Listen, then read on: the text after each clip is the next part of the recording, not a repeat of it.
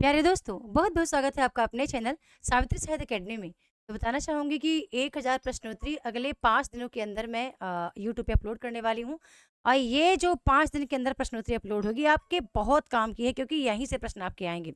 वाक़ई में यही कॉन्सेप्ट है और ये प्रश्न आपके बहुत काम की है दोस्तों, इसलिए प्रश्न को आप भले फ़ास्ट मोड में देखना, लेकिन आपको पूरा का पूरा क्लास देखना है और मैंने इसको एक्सप्लेन भी किया है। तो चलिए शुरुआत करते हैं। सबसे पहले बताना चाहूँगी कि यदि वीडियो आपको पसंद लगे तो वीडियो को लाइक, शेयर, सब्सक्राइब ज़रूर करना है। एक छोटा-सा कमेंट ज़रूर ज़रूर करना है कि तैयारी आपकी अब तक कितनी हो चुकी है और इस समय आपको अच्छे से स्मार्टली वर्क करना है। पूरा ना पढ़ के जो पढ़ें क्लियर पढ़ें, यानी कि कम पढ़ें, क्लियर पढ़ें, बेहतर पढ़ें। ठीक है ना? चलिए शुरुआत करते हैं। और योग्यता एक चौथाई व्यक्तित्व का निर्माण करती है। यह कथन किस नाटक से लिया गया है? तो आपको पता है आषाढ़ के एक दिन से यह कथन लिया गया है। अब यहीं पर जब अब एक और द्रोणाचार्य है तो हम इसकी ही बात कर लेते हैं कि एक और द्रोणाचार्य का जो प्रकाशन है वो 77 में होता है, 1977 में। इसके 2 भाग हैं। ये आपको पता है कि इसमें 2 कथाएँ समानांतर चलती हैं, एक पौराणिक कथा और दूसरी आधुनिक कथा।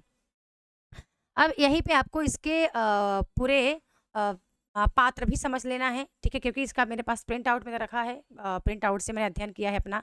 जो भी मैं अपना टाइप करती हूँ, हमेशा मैं उसका प्रिंट अपने पास रखती हूँ। तो ये 1000 प्रश्नोत्तरी का यदि आप प्रिंट ले लेते हैं अपने पास, तो आपके लिए पढ़ने में बहुत सहूलियत हो जाएगी। बात करूँ मैं अंधा युग की, तो अंधा युग 1955 में, कहीं-कहीं 55, कहीं-कहीं 54 आता है, आप ध्यान रखिएगा। 54-55 आपको दोनों ही मिल जाता है। तो 55 में प्रकाशित है। इसके 5 अंक हैं और अंधा युग जो है वो 5 अंकों में विभक्त है और 5 अंकों का जो आपको देख लेना है कि कौन-कौन सा है। तो ध्यान रखिएगा, कौरव नगरी, पशु का उदय, अश्वत्थामा का अर्धसत्य, गांधारी का साप, विजय एक क्रमिक आत्महत्या। इनके बीच अंतराल है, अंतराल और समापन भी आता है। अंतराल कौरव नगरी पशु का उदय के बाद अंतराल है, फिर विजय एक क्रमिक आत्महत्या के बाद समापन है। तो ये भी आपको देख के रखना है। अंधेर नगरी आप जानते हैं 2 अंकों का नाटक है। अंधेर नगरी में दोस्तों ये अंधेर नगरी भारतेंदु हरीश चंद्र कृत है। सॉरी, अंधेर नगरी 6 अंकों का नाटक है। 6 अंकों का नाटक है, मुझे आधे-अधूरे का याद आ गया था। तो ये भी, इसके भी पूरे आपको 6 अंक आपको पता होना चाहिए। बाह्य प्रांत, बाजार, जंगल, राज्यसभा, अरण्य और श्मशान। ये 6 के 6 अंक आपको पता होना चाहिए। प्रत्येक आपको पात्र पता होना चाहिए, कितने पात्र हैं इसमें। तो इस तरह से आपको पूरा का पूरा एक्सप्लेनेशन करके रखना है। ये पूरा पेज ही है, इतना पेज भी आप इसका प्रिंट आउट लेते हैं तो इतना पेज आपके सामने रहेगा, जिसको आप अच्छे से यहाँ पे आप अपना एक्सप्लेनेशन पढ़ सकते हैं। आगे चलते हैं। निम्नलिखित नाटकों को उनके अंकों में से आपको असंगत बताना है, कौन सा यहाँ पे असंगत है। तो भारत दुर्दशा में 6 अंक हैं, ठीक है? बकरी में 4 अंक हैं और अंजो दीदी में 2 अंक हैं और सिंदूर की हेलो में 2 अंक हैं। बताना चाहूँ कि बकरी में यहाँ पे 2 ही अंक हैं, तो ये हमारा जो है वो असंगत है। हमें असंगत का चयन करना था। आगे चलती हूँ। अगला प्रश्न फिर आता है, निम्नलिखित नाटकों का हमें सही अनुक्रम बताना है। तो आप देख रहे हैं कि यहाँ पे जो आगरा बाज़ार है, इसके पहले आता है हमारा आगरा बाज़ार, ठीक है? 54 में प्रकाशित होता है। आषाढ़ का एक दिन 58 में, अंजो दीदी 55 में और महाभोज हमारा आता है, चूँकि वो 82 में प्रकाशित होता है, ठीक है? और इसका जो महाभोज का उपन्यास है दोस्तों, वो हमारा 79 में प्रकाशित हुआ है। तो हम देख लेते हैं पहले कौन आता है। यहाँ पे आगरा बाज़ार, ठीक है? यहाँ बी नंबर ही करेक्ट है, इसका आंसर है। बी नंबर ही हमारा करेक्ट है। अगला है, स्त्री पुरुष के दाम्पत्य संबंध के खोखलेपन और पारिवारिक विघटन का चित्रण किस नाटक में मिलता है? तो करेक्ट आंसर हमारा यहाँ पे हो जाएगा डी नंबर, इनमें से कोई नहीं। इसका करेक्ट आंसर है आधी अधूरी, ठीक है? नेक्स्ट है, निम्नलिखित में से कौन सी स्त्री पात्र चंद्रगुप्त नाटक की नहीं है? तो इसका हमारा जो करेक्ट आंसर है वो हो जाएगा देवसेना। देवसेना स्कंदगुप्त की पात्र हैं, चंद्रगुप्त की पात्र नहीं है। अब आपको ये भी पता है कि देवसेना, इसमें जो इसका जो प्रकाशन है स्कंदगुप्त का, वो 1928 है, 28 में प्रकाशित होता है। चंद्रगुप्त 31 से प्रकाशित होता है। देवसेना की बात करूं तो देवसेना किसकी पुत्री है, ये तो जानना आपके लिए बेहद ज़रूरी है ही। साथ में ये भी जानना ज़रूरी है, जब हम स्कंदगुप्त की बात कर रहे हैं तो स्कंदगुप्त में 5 अंक हैं, 33 5 अंक हैं, 33 दृश्य हैं और 7 गीत हैं। पुरुषों की संख्या इसमें 17 है और स्त्री की संख्या इसमें 8 है। तो ये भी थोड़ा-सा आपको देख लें के रखना है, क्योंकि यहाँ पे राइट आंसर ये था, तो हमने इसका ज़िक्र यहाँ पे कर लिया। ठीक है। और जब बात करूँ मैं चंद्रगुप्त में, तो चंद्रगुप्त में 19 पुरुष पात्र हैं और 8 स्त्री पात्र हैं। ठीक है, यहाँ पे स्कंदगुप्त में 17 पुरुष पात्र हैं, चंद्रगुप्त में 19 पुरुष पात्र हैं। आगे चलते हैं। अगला प्रश्न है, क्षमा पर मनुष्य का अधिकार है, वह पशु के पास नहीं मिलती, उठो मैं तुम्हें क्षमा करती हूँ। तो ये कथन जो है ना वो देवकी का है। अगला है, निम्नलिखित नाटकों का, हाँ देवकी का, निम्नलिखित नाटकों का उनके पात्रों के साथ हमें असंगत बताना है। तो यहाँ पे जो हमारा असंगत पात्र है दोस्तों, आप देख रहे हैं कि ये जो सकटार है, ठीक है, ये जो सेल्यूकस है, ये चंद्रगुप्त का पात्र नहीं बल्कि स्कंदगुप्त का पात्र है। बी नंबर हमारा असंगत है, हमें असंगत का चयन करना है। कि आप भी जरूर देखिएगा पेपर में कौन सा है और कौन सा नहीं है, कौन सा है नहीं है, फिर सत्य असत्य और संगत असंगत, ये चीज़ें आप थोड़ा सा कवर करके रखना। ऐसे नहीं कि असंगत पूछ रहा है तो आप संगत लगा के आए, तो थोड़ा सा ये चीज़ें आप देख के रखिएगा। देखते हैं कि ये जो सेल्यूकस है स्कंदगुप्त का पात्र है, चंद्रगुप्त का पात्र है, स्कंदगुप्त का नहीं है।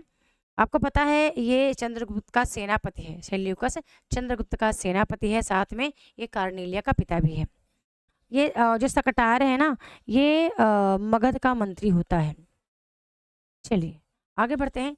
निम्नलिखित में से किस नाटक में विवेकहीन शासन व्यवस्था पर करारा व्यंग किया गया है तथा अपने ही कर्मों द्वारा नष्ट होते दिखाया गया है? तो ये जो है विवेकहीन और निरंकुश जो है वो अंधेर नगरी का है। ठीक है, अंधेर नगरी का है। नौवां है कि नौ प्रश्न है, यह किस नाटक का विषय है? भ्रष्टाचारी शिक्षण व्यवस्था, पौराणिक और आधुनिकता का मेल, शिक्षा व्यवस्था में व्याप्त अनाचार। तो ये एक और द्रोणाचार्य के लिए कहा गया है। अगला है, सरोहा गांव से जुड़ा हुआ कौन सा नाटक है जिसमें अपराध और राजनीति के गठजोड़ का यथार्थ चित्रण है? तो सरोहा गांव में का जो संबंध है वो महाभोज नाटक से है। ध्यान रखना, महाभोज में एक टिटहिरी गांव का भी जिक्र हुआ है, तो इसमें टिटहिरी गांव का भी आपको नाम याद रखना है। आगे चलते हैं तो देख लेते हैं। 11 नंबर क्वेश्चन मैंने छोड़ दिया था। निम्नलिखित कथन किस नाटक से लिया गया है कि छल का बहिरंग सुंदर होता है? ध्रुवस्वामिनी, स्कंदगुप्त, चंद्रगुप्त, महाभूष। तो यहाँ पे ये ध्रुवस्वामिनी नाटक से लिया गया है। ये कथन जो है वो मिहिर देव का है, मिहिर देव का कथन है। चलिए आगे बढ़ते हैं। तो अगला प्रश्न आता है, निम्नलिखित में से कौन सा पात्र अंधा युग का नहीं है? तो यहाँ पे हमें देख लेना है, शिखर स्वामी और जो पर्णदत्त है, यानी कि सी डी हमारा यहाँ पे करेक्ट आंसर है। शिखर स्वामी कौन होता है? तो शिखर स्वामी रामगुप्त का सहयोगी है और गुप्त साम्राज्य का अमात्य है। और ये जो पर्णदत्त है स्कंदगुप्त नाटक में मगध का महानायक होता है। पर्णदत्त स्कंदगुप्त नाटक का मगध का महानायक है, तो ये भी आपको ध्यान रखना है। गूंगों के सिवा आज कौन बोलेगा मेरी जय, यह कथन किस नाटक से लिया गया है? आपको पता है यह अंधा युग किससे है? अंधा युग के तीसरे अंक से नाटक लिया गया है और ये धृतराष्ट्र का कथन है। धृतराष्ट्र कहते हैं विदुर से। ठीक है, धृतराष्ट्र किससे कह रहे हैं? विदुर से कह रहे हैं, तो ये भी आपको ध्यान रखना है। प्रश्न है कि हरनंदन, भगवंत सिंह, मुरारी लाल, माहिर अली, नरोत्तम, भवानी, हीरा किस नाटक के पात्र हैं? सिंदूर की होली या एक और द्रोणाचार्य, सिंदूर की होली या महाभोज, महाभोज या बकरी की? तो यहाँ पे जो करेक्ट आंसर है आपको पता है सिंदूर की होली और महाभोज से, क्योंकि सिंदूर की होली के पात्र हमें हरनंदन, भगवंत सिंह, मुरारी लाल, माहिर अली इतने मिलते हैं और इसके बाद जो आगे पात्र हैं नरोत्तम, भवानी, हीरा, तो ये महाभोज के पात्र हैं। चलिए अगला प्रश्न आता है, निम्नलिखित में से कौन सा पात्र बकरी नाटक का नहीं है? तो कृपी जो है वो बकरी नाटक की पात्र नहीं है, वो एक और द्रोणाचार्य नाटक की पात्र है। ठीक है, इस समय हमारा एक थोड़ा सा बता देना चाहूँगी, हमारा सेशन चल रहा है अभी 1 बजे से 5 बजे तक हमारी क्लास एप्लीकेशन पे होनी है। और इसी क्लास के साथ साथ जो हरियाणा असिस्टेंट तैयारी कर रहे हैं वो भी क्लास को देख पा रहे हैं, और साथ में हमारी ई बुक भी एप्लीकेशन पे अपलोड हो गई है, तो उसको भी आप डाउनलोड करके पढ़ सकते हैं। दोस्तों उसका कॉस्ट प्राइस है 550 रुपये। बता देना चाहती हूँ, यदि आप उसको पीडीएफ लेना चाहते हैं व्हाट्सएप पे तो उसकी फ़ीस है 1000 रुपये। यदि आप उसका हार्ड कॉपी चाहते हैं तो उसकी फ़ीस है 1600 रुपये। ठीक है, तो ये तीनों अपडेट आपके लिए हैं। इसको पढ़ेंगे तो ये केवल 6 महीने के लिए वैलिड रहेगा, फिर आप बाद में रीन्यू करवा सकते हैं 100 रुपये पे करके। ठीक है, 100 रुपये आप पे करके बाद में फिर से रीन्यू करवा के पढ़ सकते हैं अपने कोर्स को। इसके बाद देखते हैं, ये 1000 रुपये देंगे तो आपके पास पीडीएफ ही व्हाट्सएप पे जाएगा, उसका आप प्रिंट आउट ले सकते हैं। 1600 रुपये देंगे तो आपका हार्ड कॉपी आपके घर पहुंच जाएगा, है ना। चलिए आगे बढ़ती हूँ। तो आधुनिक भारतीय भाषाओं में हिंदी को यह गौरव प्राप्त है कि आधुनिक काल का इतिहास नाटकों से शुरू हुआ। यह कथन किसका है? तो ये आचार्य शुक्ल का कथन है। निम्नलिखित नाटकों का असंगत हमें चयन करना है। भारत दुर्दशा 1980 में, सॉरी 1880 में प्रकाशित है। चंद्रगुप्त 1930 में, सिंदूर की होली 34 में और आगरा बाजार 54 में। तो यहाँ पे आपको पता है कि जो चंद्रगुप्त है वो 1931 में प्रकाशित है, ना कि 30 में। नेक्स्ट है व्यंग शैली में लिखा गया नाटक कौन सा है? महाभोज अंधेर नगरी, बकरी आगरा बाजार आधे अधूरे। तो आपको पता है बकरी और आगरा बाजार जो है वो राजनीतिक व्यंग को उजागर करता है। नुक्कड़ नाटक के विषय में बताना है क्या सही है, तो क्या सही नहीं है। तो राजनीतिक प्रतिबद्धता, कला कला के लिए, जीवन के लिए कला, या फिर सभी कथन सत्य है। तो करेक्ट आंसर जो हमारा है वो कला कला के लिए यहाँ पे सही नहीं है। अब आ गया इकाई 3 का प्रश्न। बताना चाहूंगी ये हमारा जो 100 पेज का है, मैंने ये टोटल 100 पेज में आपको 1000 प्रश्न मिल रहे हैं। ठीक है, 100 पेज में आपको 1000 प्रश्न मिल रहे हैं। और इसका दूसरा भी है दोस्तों मेरा। ठीक है, ये अभी मैंने इसको MS वर्ड में कन्वर्ट किया था, वहाँ से PDF उठाया, तो शायद यहाँ पे कुछ जो शब्द हैं वो अस्त व्यस्त हुए हैं, जॉन ड्राइडन जैसे कि जॉन ऐसा कुछ करके। तो ये सारी चीज़ें जब आप प्रिंट आउट लेंगे तो इस तरह आपको नहीं दिखेगा। अब आ गए हम इकाई 3 साहित्य शास्त्र पे। ठीक है, तो पहले पाश्चात्य का पढ़ते हैं, इसके बाद फिर हम पढ़ते हैं पाश्चात्य के बाद हम पढ़ते हैं भारतीय काव्य शास्त्र का। भारतीय के बाद हमारा हिंदी आलोचना है। मतलब क्रम से पूरी चीजें आपको यहाँ पे हिंदी आलोचना के बाद हिंदी निबंध, कहानी, नाटक, यानी हर चीज का यहाँ पे प्रश्नोत्तरी है। इकाई 1 से लेके इकाई 10 तक का पूरा प्रश्नोत्तरी यहाँ पे 1000 प्रश्नोत्तरी, बड़े ही सिलेक्टेड प्रश्न है। और यहाँ से प्रश्न आपको पक्का मिलेगा। आपको यहाँ से कम 50% क्वेश्चन आपको यहाँ से मिलेगा इस PDF से दोस्तों। भले वो प्रश्नों का तरीका अलग हो, भले प्रश्न करने का NTA का तरीका अलग हो, लेकिन क्या चल रही बेटा? ठीक है, मत करो भी, अभी अभी रुक जाओ, शांत रहो, थोड़ा सा क्लास हो जाए फिर उसके बाद आप करना। ठीक है, तो आप देखेंगे कि 50% प्रश्न आपको यहाँ से मिलेंगे। भले इसका थोड़ा सा प्रारूप 50 क्या, मुझे लग रहा है कि 60% यहाँ से प्रश्न आपको दिख जाएगा। सिर्फ संवाद को छोड़ करके, यानी कि कथन को छोड़ करके, चाहे कथन वो हमारे किसी यूनिट का हो या फिर किसी विद्वान का कथन हो, ये छोड़ करके और बाकी वो हर चीज जो है आपको इस पुस्तक यहाँ से मिलेगा, इकाई 1 से लेकर इकाई 10 तक का। पूरी क्लास को आपको देखना है, 5 दिन में ये पूरा 1000 प्रश्न आपका क्लियर हो जाएगा। तो ये क्लास आपको सुबह ही मिलेगी 8:30 बजे के करीब। आपको ये क्लास यूट्यूब पे दिख जाएगी। ठीक है, ये क्लास आपको रिकॉर्डिंग ही मिलेगी। लाइव आने का टाइम मतलब नहीं हमारा सुनिश्चित हो पा रहा, क्योंकि 1 से 5 तक हमारा टाइम सुनिश्चित हो चुका है एप्लीकेशन पे कोर्स वालों के साथ। चलिए शुरू करते हैं यहाँ पर। फिर से हमारा अगला प्रश्न आता है कि लेखन कार्य के अनुसार हमें पाश्चात्य आचार्यों का सही अनुक्रम बताना है। तो इसका करेक्ट आंसर हमारा 1 नंबर ही है, क्योंकि अरस्तु का जो समय काल है वो 384 ईसा पूर्व है। इसके बाद आते हैं जॉन ड्राइडन। तो जॉन का समय काल 1631 है। ठीक है, मैं यहाँ पे लिख भी देती हूँ, 1631 है। इनका समय काल 384 ईसा पूर्व है। तो जब आप कर भी रहे हैं तो 84 होगा, 84 ईसा पूर्व करिएगा। ठीक है, ठीक है, माफी चाहूंगी, रुकिए रुकिए रुकिए रुकिए, कुछ गड़बड़ हो रहा है दोस्तों। ठीक है, कुछ गड़बड़ हो रहा। अरस्तु का जो समय काल है 348 ईसा पूर्व है। ठीक है, 348 ईसा पूर्व। जॉन ड्राइडन का 1631 ईस्वी। और इसके बाद हीगल का 1770 है। और 1770 फिर वर्ड्सवर्थ का भी है, तो आपको देख के रखना। ठीक है, 1770 भी का भी है। तो हमारा A नंबर यहाँ पे करेक्ट है। फिर से हमें निम्नलिखित पाश्चात्य आचार्यों का अनुक्रम बताना है। तो यहाँ पे करेक्ट आंसर हमारा जो हो जाएगा वो B नंबर निकल के आता है। क्यों? क्योंकि मैथ्यू अंडार्ड का जो समय काल है वो 1822 है। ठीक है, 1822 है। इसके बाद नीत्शे का जो समय काल है वो 1844 है। ठीक है, 1844 है। और सिगमंड फ्रायड का समय काल मेरे ख्याल से 56 है, 1856 है। ठीक है, और जॉर्ज लुकाच का समय काल है वो 1885 है। ठीक है, तो इस तरह से आपको आप कॉपी पे हो सके तो नोट डाउन भी करते रहे, मतलब राइट आंसर को आप नोट डाउन करते रहें जितना आप पढ़ रहे हैं। तो आप बाद में देखिएगा कि जब ये प्रश्न आपको दिखेंगे पेपर में, तो आपको अच्छा लगेगा कि हाँ यहाँ से चीज़ें आपकी कवर हुई हैं। निम्नलिखित में से असंगत का फिर से आपको चयन करना है। इलियट का जो समय काल है वो 1888 है। आर्य रिचर्ड का समय काल 1893 है। जयपाल सात्र का समय काल 1905 है। लेकिन जॉक देरदा का जो समय काल है 1930 है। ठीक है, 1920 नहीं। तो डी नंबर हमारे यहाँ पे जो वो करेक्ट आंसर हो गया है। इलियड की सभी रचनाएं आपको देख के रखनी है दोस्तों। इलियड की रचनाएं बहुत इंपॉर्टेंट हैं। चलिए आगे इलियड के से और प्रश्न हैं, तो जब रचनाएं पढ़ूंगी तो वहाँ पे मैं आपको रचनाएं ले लूंगी। ये भी आपके लिए प्रश्न बहुत महत्वपूर्ण है, बताना है कि अच्छा इसका उत्तर आपको बताना है कि क्रम कैसे आप लगाएंगे, मनोविश्लेषणवाद, अस्तित्ववाद, संरचनावाद, यथार्थवाद। तो इसका आपको क्या क्रम, आपको ए बी सी में क्या सही लग रहा, तो इसका आप जरूर कमेंट सेक्शन में लिखें। इलियड के ग्रंथों का हमें सही अनुक्रम बताना है। तो यहाँ पे द सीक्रेट वुड कब है, द सीक्रेट वुड 20 से प्रकाशित होता है, द वेस्टलैंड वॉइस में। इसके बाद आता है कौन सा हमारा सेलेक्टेड एसेज जो है, सेलेक्टेड एसेज आता है यहाँ पे 34 में, और पोट्री एंड ड्रामा ड्रामा प्रकाशित है 51 में। अब बात इलियड की हो रही है तो इनके 2-3 रचनाएं आप और लिख लो, बहुत महत्वपूर्ण है। होमेज टू जॉन ड्राइडन बहुत महत्वपूर्ण है, 1934 में ही प्रकाशित होता है। इसके बाद एक और आता है इनकी रचना एसेज एसेंट एंड मॉडर्न, 1936 से प्रकाशित होता है। ये भी आपको ध्यान रखना है, पेपर में यहीं से आएंगी, इसके बाहर प्रश्न नहीं आएगा।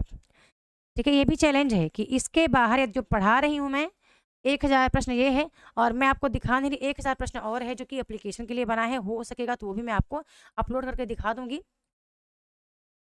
1000 ये प्रश्न है हमारा, और 1000 हमारा दोस्तों दूसरा भी प्रश्न है, वो ये है।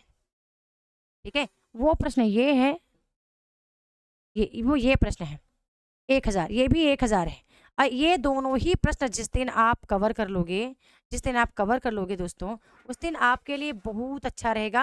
और समझ नहीं सकते, आप विचार भी नहीं सकते कि कितना ज़्यादा आपके लिए ये चीज़ें, मतलब कितनी अच्छी, आप बहुत कम टाइम में बहुत अच्छी तैयारी आप कर पाएंगे पूरा। जिस दिन आप 1000 प्रश्न ये करेंगे और 1000 प्रश्न आप वहाँ पे कर लेंगे, ठीक है, जो मैंने वहाँ किया है पूरा, ये चीज़ें अब क्या ही बोलूँ कि कितना ज़्यादा इम्पोर्टेंट है ये, कितना ज़्यादा इम्पोर्टेंट है ये। और ये कोर्स वालों के लिए प्रॉपर डिजाइन किया गया है, और इसको आप पढ़ ही रहे हैं। चलिए, बहुत इम्पोर्टेंट है। मैं अब बहुत कम चीज़ें ला पाती हूँ दरअसल, अब आप समझते हैं, एक तो पहली बात तो गृहिणी होते हुए, और दूसरा है कि समय जितना निकाल पाती हूँ वो उधर कोर्स के लिए चला जाता है।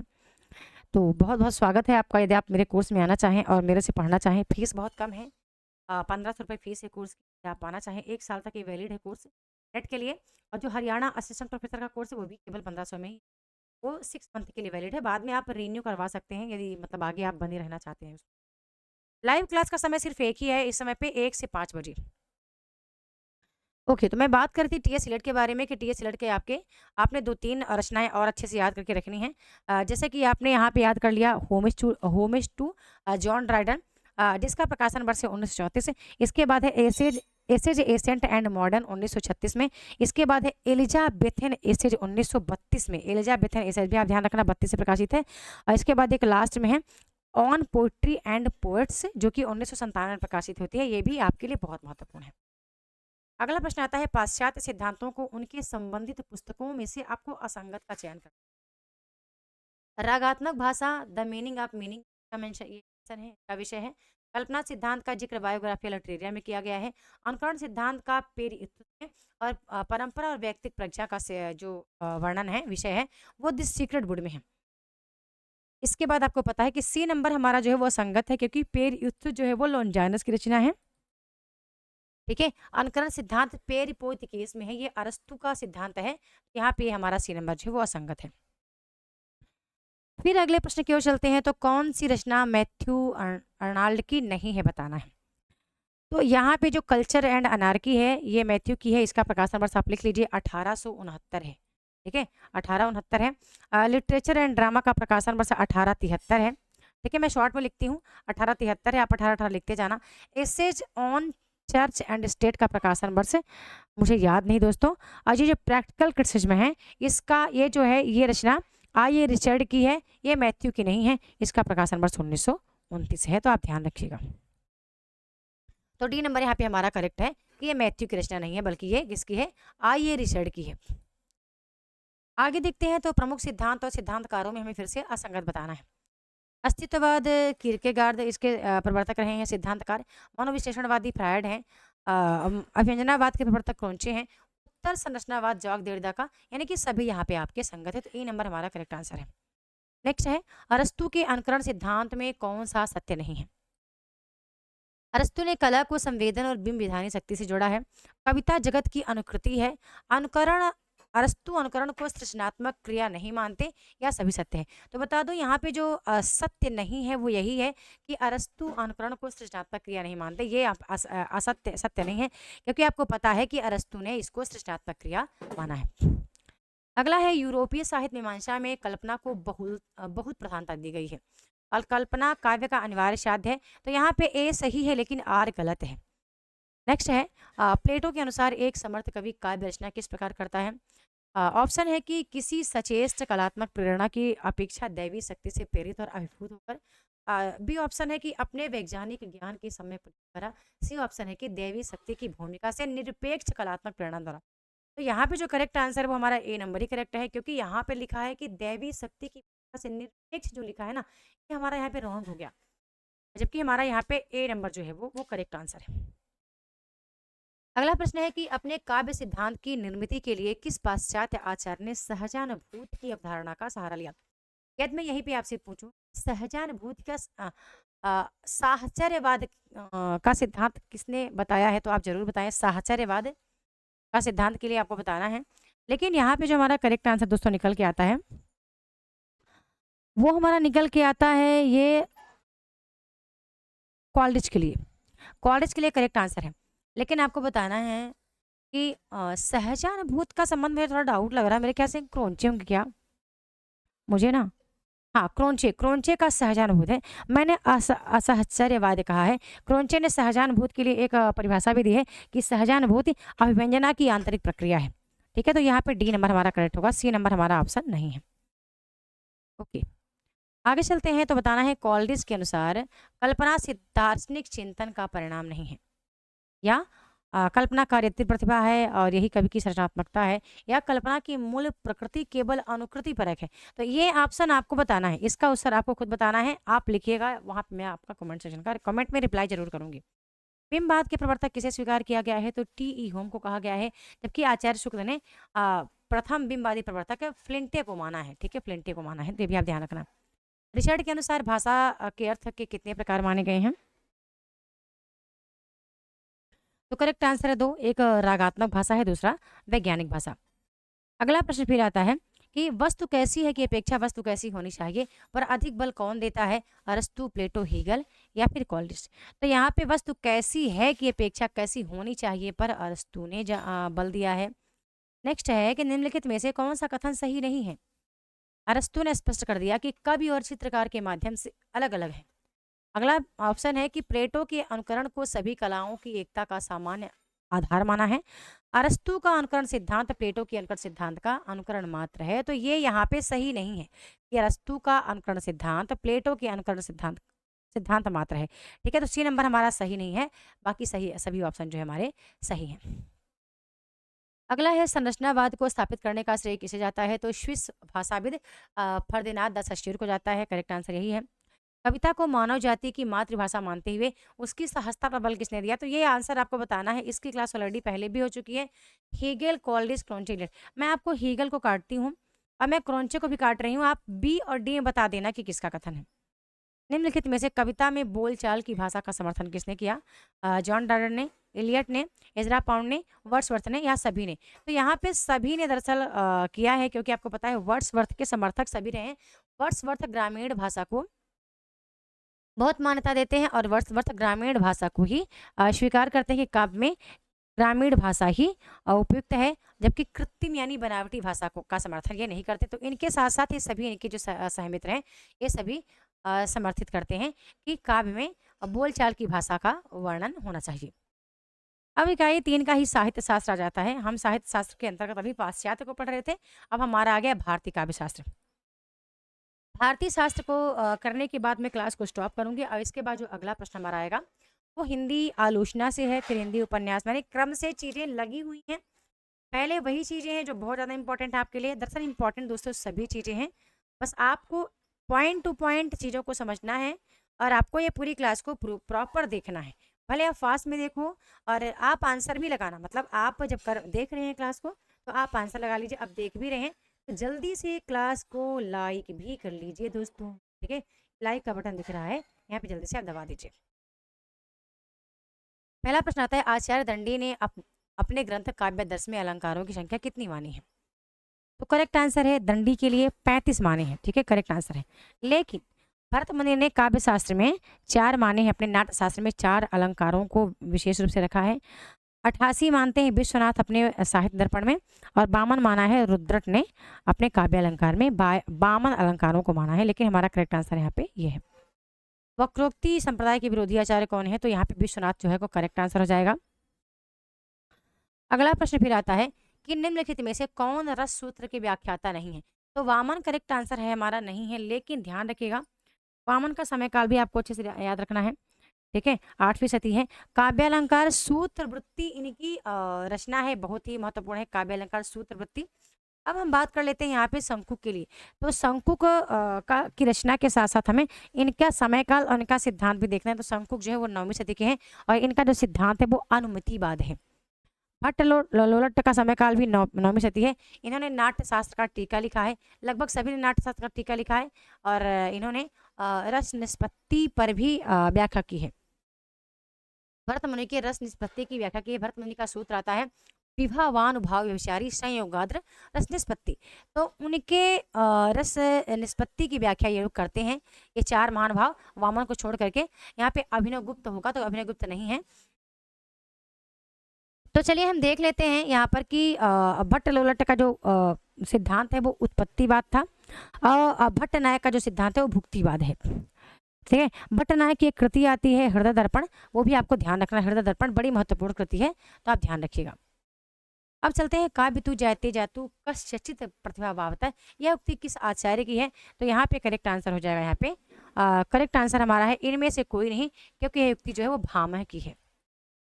ठीक है, यह युक्ति जो है वो दोस्तों वो भामह की है। अब लल्ला, थोड़ा सा गेट को बंद कर दो, आवाज आता है। गेट बंद कर लो थोड़ा सा। सॉरी फ्रेंड्स, उड़का लो गेट को। सॉरी, वो बाहर काम उम चल रहा है ना, तो वॉइस आती है, तो इससे क्लास को कहीं ना कहीं डिस्टर्बेंस होता है। हाँ, इसे उड़का दो। ठीक, ठीक है, ओके। अब देखते हैं कि काव्य तू जाते जातु कस्यचित प्रतिभा भावता, यह उक्ति किस आचार्य की है? तो हम देख रहे हैं कि यहाँ पे इनमें से कोई नहीं, लेकिन हमें ध्यान रखना है कि दरअसल दंडी ने क्या कहा है। अब हम प्रतिभा की बात करते हैं। जब प्रतिभा की बात कर रहे हैं तो दंडी ने प्रतिभा के 3 भाग किए हैं। कौन कौन से? प्रतिभा, शास्त्र, ज्ञान और अभ्यास। इसके बाद देखते हैं, अभी रहने दो यार, काम रुक जाओ, वर्क मत करो, अभी काम मत करो, साउंड आता है यहाँ पे क्लास में।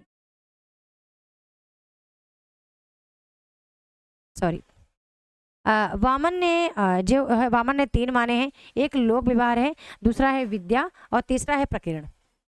ठीक है, तो उद्भट ने प्रतिभा के बारे में कुछ नहीं बोला है, और भामह ने एक ही माना है प्रतिभा को। काव्य का हेतु सिर्फ प्रतिभा को माना है। चलिए आगे चलते हैं। निम्नलिखित अलंकार ग्रंथों का सही अनुक्रम बताना है। तो यहाँ पे करेक्ट आंसर क्या है हमारा? करेक्ट आंसर हमारा पहला है कि जो काव्यालंकार है वो किसका है? काव्यालंकार। फिर भामह का है काव्यालंकार, ये 6ठी शती के हैं भामह। काव्यालंकार सार संग्रह जो है वो उद्भट्ट का है, ये 9वीं सदी के हैं। और काव्यालंकार जो अलंकार सर्वस्व है, ये रुयक का है। रुयक जो है वो 12वीं सदी के हैं।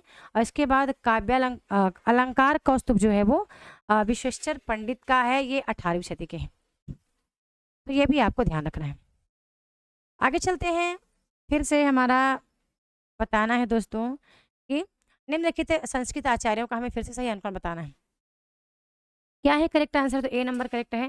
कुंतक 10वीं सदी के हैं। कुंतक का ग्रंथ है वक्रोक्ति जीवितम। मम्मट 11वीं सदी के हैं। इनका ग्रंथ आपको काव्य प्रकाश याद रखना है। हेमचंद्र जो है वो 12वीं सदी के हैं। इनका ग्रंथ है काव्यानुशासन। इसके बाद जयदेव आते हैं। जयदेव 13वीं सदी के हैं। इनका ग्रंथ है चंद्रालोक।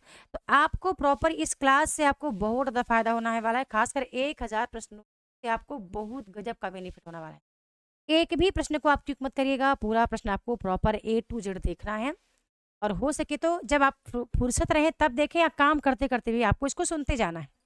ठीक है, क्योंकि ये पूरा 1000 प्रश्न जो है ना फुल एक्सप्लेनेशन के साथ है। निम्नलिखित काव्य लक्षणों में आपको फिर से असंगत का चयन करना है। कि क्या असंगत है। शरीरम ताव दृष्टार्थ व्यवच्छिन्ना पदावली भाव कहते हैं। नन शब्दार्थों काव्यम रुद्र कहते हैं। तद दोषो शब्दार्थो सगुणा वर्णन कृति पुनः काव्य मम्मट कहते हैं। या फिर वाक्य रसात्मक काव्य जगन्नाथ कहते हैं। ठीक है, तो यहाँ पे कूट में है ए और डी सही है, बी और सी सही है, ए और डी सही है। तो हमें असंगत का दोस्तों चयन करना था। असंगत में आप देखेंगे कि शरीरम ताप दृष्टार्थ ये दंडी का नहीं बल्कि भामह का है। सॉरी, भामह का नहीं बल्कि किसका, दंडी का है। ठीक है, दंडी दृष्टार्थ। ठीक है, मैंने इसको ट्रिक बना लिया था, दंडी दृष्टार्थ। अब आपको ध्यान रखना है कि ये तो आचार्य भामह क्या बोलते हैं, आचार्य भामह बोलते हैं शब्दार्थो सहितो काव्यम गद्यम पद्यम च दध्यथा। लेकिन ये वाक्यम रसात्मक काव्य किसका है, विश्वनाथ का है। ठीक है, जबकि जगन्नाथ ने बोला है रमणीयार्थ रमणीयार्थ शब्द प्रतिपादक है, ऐसा कुछ बोलते हैं। रमणीयार्थ प्रतिपादक शब्द काव्य। ठीक है, ऐसा जगन्नाथ बोलते हैं। और ध्यान रखिएगा जगन्नाथ का समय काल 17वीं शताब्दी है। इनका ग्रंथ बहुत महत्वपूर्ण है, रस गंगाधार। जबकि विश्वनाथ 14वीं शताब्दी के हैं। सॉरी, हाँ, विश्वनाथ 14वीं शताब्दी के हैं और इनका ग्रंथ है साहित्य दर्पण। बहुत महत्वपूर्ण है, पेपर में आपके कई दफा रिपीट होता है। राजशेखर ने प्रतिभा के कितने भेद माने हैं, तो 2 माने हैं, कार्यत्ति प्रतिभा और भाव्यत्ति प्रतिभा। अब यहीं पे आपको रुद्रट का भी याद रखना है, रुद्रट ने भी 2 माने हैं, सहजा उत्पद्या। हेमचंद्र ने भी 2 ही माने हैं, सहजा और सिद्धिकी। तो ये भी आपको ध्यान रखना है। अनुभाव के कितने भेद माने गए हैं, तो अनुभाव के जो है 4 भेद माने गए हैं। वो 4 कौन कौन से हैं, आंगिक। ठीक है, आंगिक यानी शारीरिक भी कह सकते हैं। पहला है आंगिक, दूसरा है कायिक, सॉरी, आंगिक है, दूसरा कायिक, काया यानी शरीर से, तीसरा है आहार, आहार यानी वेशभूषा, और चौथा है सात्विक। सात्विक को हम मानसिक भी कह सकते हैं। तो आपको ध्यान रखना है कि यहाँ पे अनुभाव के 4 भेद माने गए हैं। ये पेपर में आपके बहुत बार आता है। कायिक को कायिक जो है उसको आंगिक कह सकते हैं। वाचिक यानी जो भी मतलब हमारे वाणी द्वारा कोई बात प्रकट होता है। आहार यानी वेशभूषा के माध्यम से हम कोई चीज प्रकट करते हैं, और ये सात्विक अलग है। ठीक है, चलिए, रस सूत्र के प्रख्यात व्याख्याकारों में फिर से हमें असंगत बताना है। तो भट्ट लोलट का उत्पत्तिवाद है, श्री शंकुक का अनुमितिवाद है। ठीक है, बी नंबर हमारा संगत है, क्योंकि श्री शंकुक ने अनुमितिवाद का सिद्धांत दिया है और अभिनव गुप्त ने अभिव्यक्तिवाद का दिया है ना। बाकी ये यहाँ पे सब सही है, तो बी नंबर जो है हमारा वो असंगत है। नेक्स्ट आते हैं, काव्य दोष के कितने भेद माने गए हैं, तो काव्य दोष के 10 भेद माने गए हैं। लेकिन मैं थोड़ा सा आपको बता देना चाहती हूँ कि वामन ने 4 काव्य दोष माने हैं। ठीक है, भरत मुनि ने 10 काव्य दोष माने हैं, वामन ने 4 काव्य दोष माने हैं, और जबकि प्रमुख रूप से काव्य दोष के 5 ही भेद माने जाते हैं। ठीक है, वो 5 भेद आप बताना चाहें तो बहुत अच्छा होगा। 5 भेद आप बताना चाहें, कुछ मैं बता देती हूँ। ठीक है, शब्द दोष, अर्थ दोष, छंद दोष, रस दोष, या एक आप और बताना चाहें तो जरूर बताएं कि कौन सा दोष है। किस आचार्य ने रसों की संख्या 8 मानी है, तो यहाँ पे इनमें से कोई नहीं। दरअसल भरत मुनि ने रसों की संख्या 8 मानी है, लेकिन उन्होंने पहले 4 प्रमुख रस माने हैं, और उन 4 प्रमुख रसों से ही 4 और अन्य प्रमुख रसों का वो उल्लेख करते हैं। इसके बाद दंडी भी 8 ही प्रमुख रस स्वीकार करते हैं। निम्नलिखित में से कौन सा वक्रोक्ति का भेद नहीं है, तो यहाँ पे जो आपको 6 भेद याद रखना है, और ये 6 भेदों का आपको क्रम आना चाहिए। क्रम भी आपके लिए बहुत ज़्यादा इंपॉर्टेंट है दोस्तों। तो यहाँ पे उक्ति विन्यास वक्रता नहीं है। ठीक है, ये हमारा यहाँ पे जो वक्रोक्ति का भेद है आचार्य कुंतक का नहीं है। तो कौन कौन सा है ये जानना हमारे बहुत जरूरी है। तो पहला है हमारा वर्ण विन्यास वक्रता, दूसरा है हमारा वाक्य वक्रता, तीसरा है हमारा पद पूर्वार्ध वक्रता, चौथा है हमारा प्रकरण वक्रता, और 5वां है हमारा पद परार्ध वक्रता, और 6वां है हमारा प्रबंध वक्रता। ठीक है, उक्ति विन्यास नहीं है। तो ये अभी इनको आप ना अच्छे से क्रम भी याद रखना, हो सकता है कि क्रम लगाने के लिए आ जाए तो आपसे बन जाए। फिर एक प्रश्न आता है कि बताना है किस आचार्य ने अलंकार को काव्य की आत्मा तथा रस को ध्वनि की आत्मा माना है, तो करेक्ट हो जाएगा आनंदवर्धन। फिर है निम्नलिखित में से आपको हम बस संगत का चयन करना है। ठीक है, ये सभी असंगत है, एक ही यहाँ पे संगत है, वो संगत हमें बता देना है कि कौन सा है। तो देख लेते हैं, अभिनव गुप्त का तंत्रालोक, या हेमचंद्र का काव्य प्रकाश, या दंडी का काव्यालंकार, या जयदेव का नाट्य दर्पण। आपको पता है यहाँ पे एक ही संगत है, अभिनव गुप्त का तंत्रालोक। आपको पता है काव्य प्रकाश जो है ना वो मम्मट की रचना है, ठीक है। तो हेमचंद्र ने क्या लिखा है? हेमचंद्र ने लिखा है काव्यानुशासन, काव्यानुशासन लिखा है। जब दंडी की बात करते हैं तो दंडी का आता है काव्यादर्श, दंडी ने काव्यादर्श लिखा है। काव्यालंकार किसका है बताना है आपको कमेंट सेक्शन में। जयदेव की बात करते हैं तो जयदेव ने चंद्रालोक लिखा है, ठीक है, चंद्रालोक लिखा है। लेकिन नाट्य दर्पण रामचंद्र गुणचंद्र का है, ठीक है, रामचंद्र और गुणचंद्र का है, तो ये भी आपको ध्यान रखना है, ठीक है ना। इस तरह से एक्सप्लेनेशन के साथ करेंगे, जरूर आपका एग्जाम क्वालिफाई होगा दोस्तों।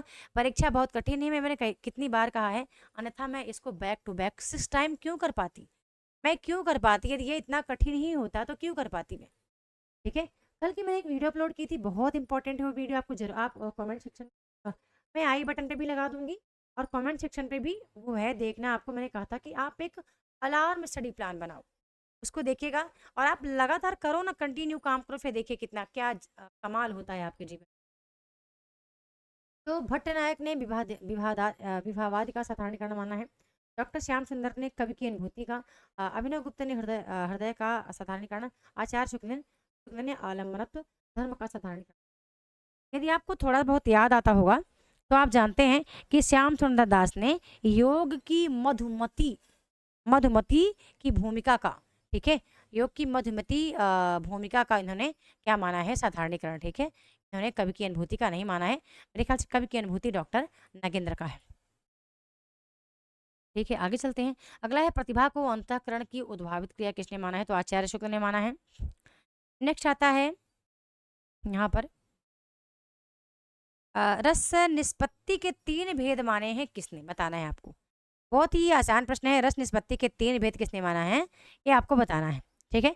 अब यहाँ से आता है हिंदी आलोचना। तो अब मैं, ये सब 1000 प्रश्नोत्तरी हैं, हिंदी आलोचना का क्लास अगली वीडियो में आएगी, और क्लास को आपको खूब सारा लाइक करना है, शेयर करना है, कमेंट भी करना है, और अपनी बात को मेरे साथ साझा भी करना है, ठीक है। तो ये पूरा प्रश्न आपके लिए बेहद ही महत्वपूर्ण है दोस्तों, यदि इतना भी आप करके जाते हो, ठीक है। यदि 1000 प्रश्न ये, और 1000 प्रश्न का मैंने आपको ये दिखाया, ये वाला, ये वाला, यदि 1000 प्रश्न वो करते हैं और 1000 प्रश्न आप ये वाला करके जाते हैं, इतना भी आप कर लेते हैं ना लास्ट टाइम, और मेरे साथ ओल्ड पेपर आप कोर्स में हैं तो कर ही रहे हैं, ठीक है। और मैंने जो ई बुक बना दी है वो आपके लिए बहुत ज़्यादा इंपॉर्टेंट है दोस्तों, बहुत इंपॉर्टेंट है। मैंने कितनी बार कहा, वो जो कलरफुल में है ना उसको आप ज़रूर लो, ठीक है। कलरफुल वाली पीडीएफ को आप ज़रूर देखो, और ये ई बुक जो है ना आपके लिए बहुत इंपॉर्टेंट है पूरा। ये कलरफुल में है, यहाँ पे आप जब पहले पेज पे आते हैं तो आपको पहले पेज पे इंडेक्स दिख जाता है, ठीक है।